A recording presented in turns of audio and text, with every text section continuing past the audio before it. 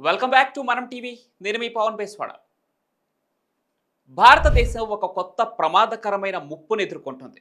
పాకిస్తాన్తో ఉద్రిక్తతల నేపథ్యంలో ఈ సరికొత్త ముప్పు గురించి బయటకు తెలుస్తోంది. భారతదేశ విభజన తర్వాత మనకు శత్రువుగా మారిన పాకిస్తాన్కు టర్కీ, అజర్బైజాన్ అండదండలు అందిస్తున్నాయి. అయితే అందులో ప్రపంచంలోనే అత్యంత శక్తివంతమైన సైనిక కూటమి నాటోలో సభ్య దేశంగా ఉన్న టర్కీ వైఖరే యావత్ భారతదేశాన్ని తీవ్ర ఆగ్రహానికి గురిచేస్తోంది. పాకిస్తాన్, టర్కీ, అజర్బైజాన్లు కలిసి భారతదేశాన్ని సవాల్ చేయడానికి 2021లో ఒక బలమైన కూటమిని ఏర్పాటు చేశాయి.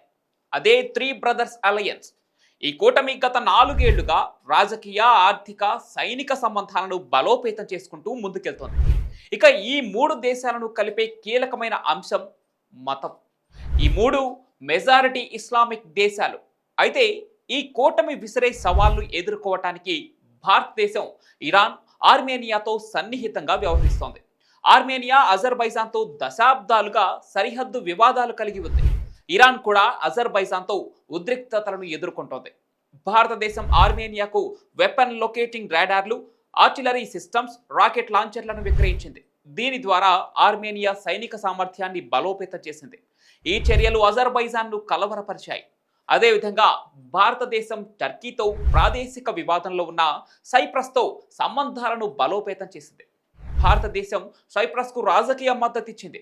సైప్రస్ భారతదేశ రాజకీయ ప్రాధాన్యతలకు మద్దతునిచ్చింది.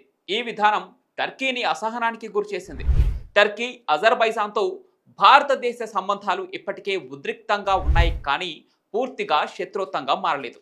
కాలం గడిచే కొద్దీ మరింత దిగజారే అవకాశాలు కనిపిస్తున్నాయి. ఇక ఈ కూటమి భారతదేశానికి సవాలుగా ఉన్నప్పటికీ దాని ప్రభావాన్ని తగ్గించడానికి భారతదేశం వ్యూహాత్మకంగా వ్యవహరిస్తోంది.